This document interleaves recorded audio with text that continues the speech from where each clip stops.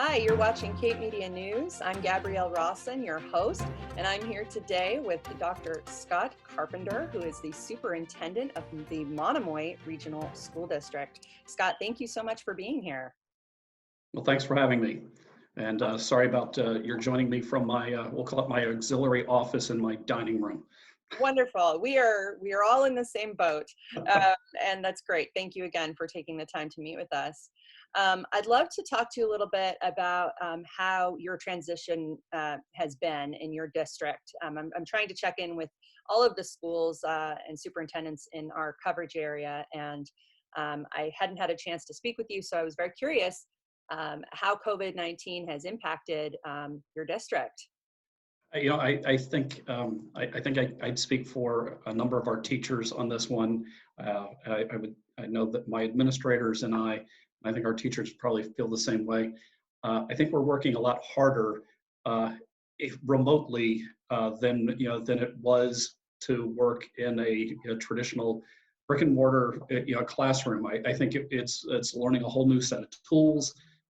It's constant Zoom meetings, one after the other, all day long. And I know that our teachers are involved in Google Meet sessions. But I think in terms of Monomoy, I think the transition went quite well.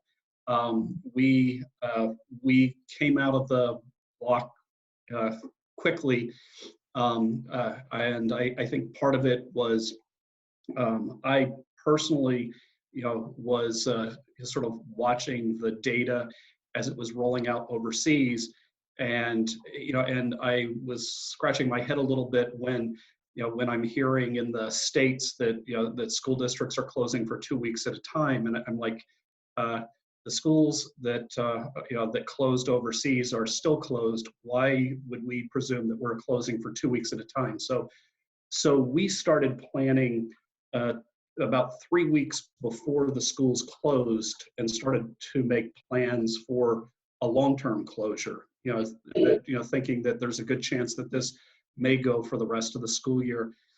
And we're trying to think of a strategy that would work for our students, and trying to keep in mind maybe some of the most challenging kids to reach in our classroom. And we have at the high school level, we have students who might lose credit in a class, and we have contracted with a service that does some online distance learning to help them regain credits in courses. But you can imagine if you take a student who's lost credit and you just say, here's a website that you can go to and you can take these lessons and regain credit.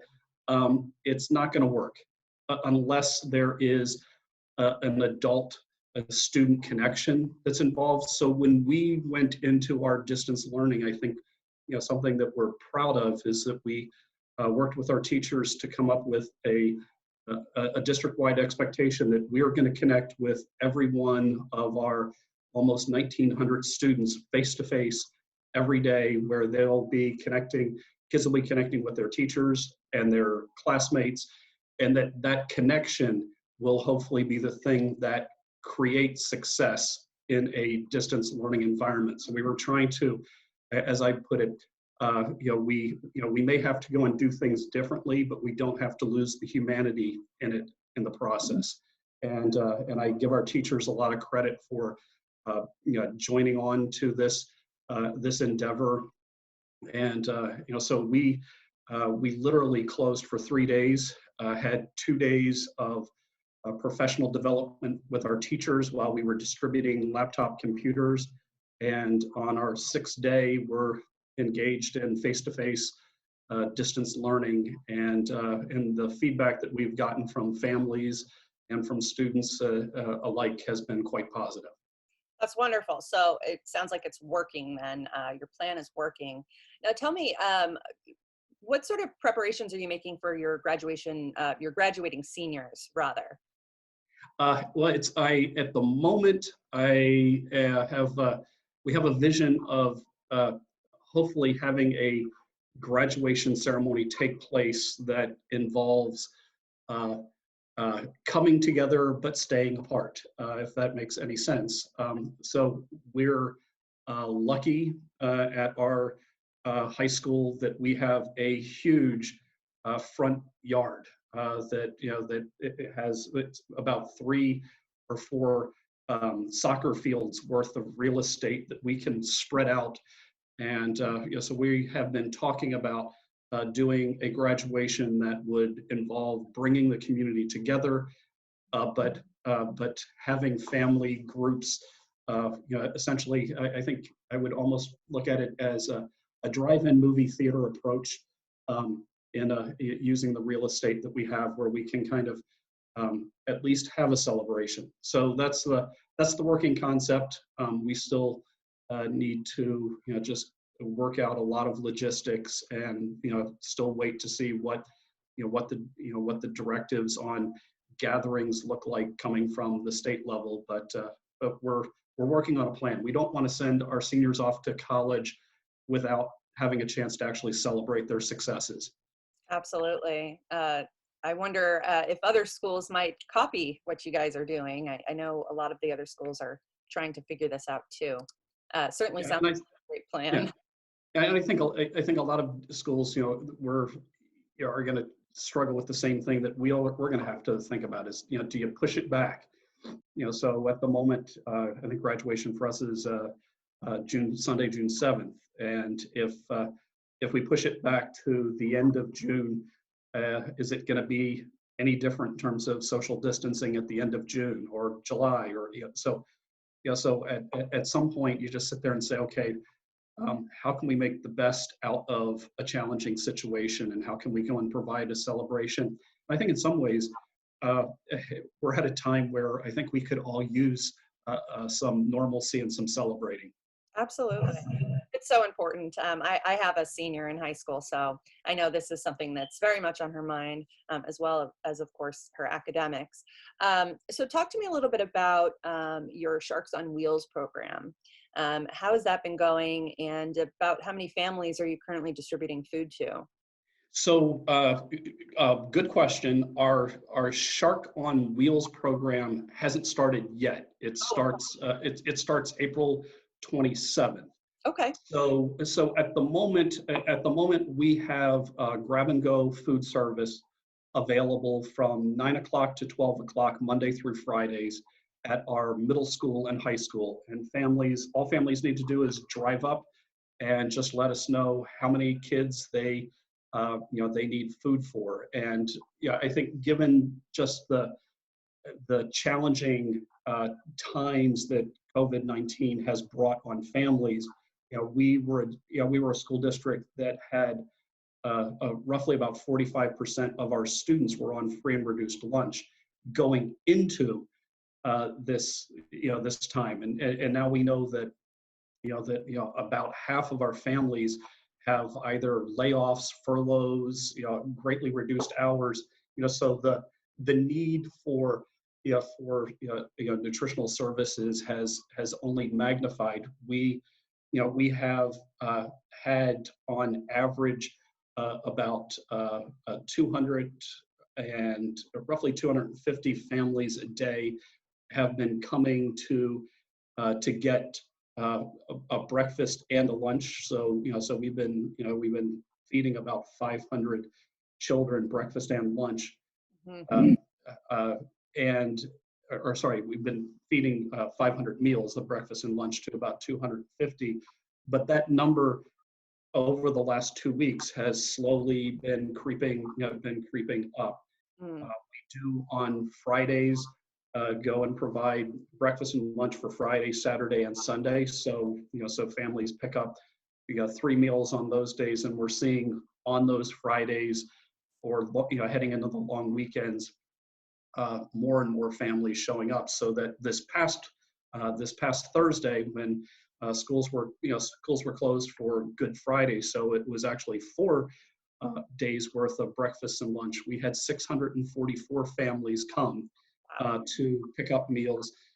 I think there was a little incentive in there, and I would like to just give a shout out to the Harwich Community Center, which typically does an Easter an Easter egg hunt in the on that Easter weekend, and since COVID-19 derailed the Easter egg hunt, they decided to go and put together some baskets of goodies for the kids that we were coupling with the lunches, and I think that that had more families show up that day than typical. But over the last almost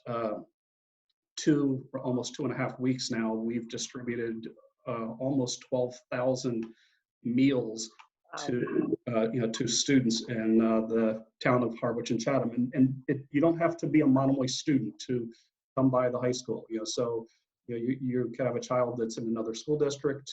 All you have to do is show up and say, we need food, and we'll make sure that you get it. So we will be transitioning to, in addition to this grab and go service that we have had starting on the 27th of April.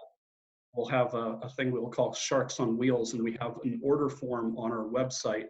And our concern is that there may be families who can't get to the grab and go, and just let us know if you can't get to the grab and go, we'll get to you.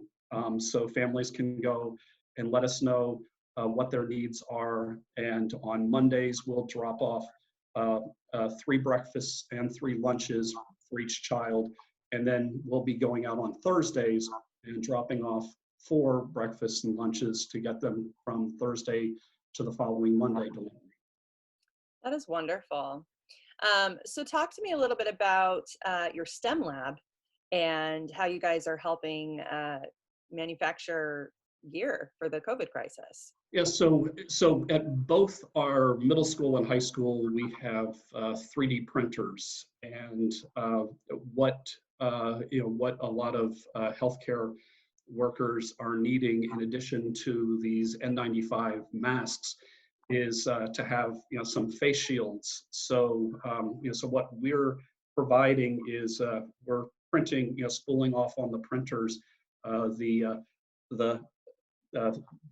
plastic that that the medical care provider would have that would hold up the face shield. So a piece of plastic that similar to what you would use, a piece of acetate that you'd use for an overhead projector, could quickly get attached to this and provide that face shield for the healthcare providers. And how has that been going? I mean, how did this idea come about? Were you guys asked to produce these, or did you guys say, "Hey, we want to help"? And so I think I think it's the wonders of social media these days. There was somebody said there's a need. Somebody distributed, here is the computer plan for it. So you just upload that into your computer, and it starts. If it's connected to a 3-dimensional printer, it can slowly but surely crank these out. And so we have our 3-dimensional printers at both the high school and the middle school are spooling these off as fast as we can provide them, and sending them out to to those that need them.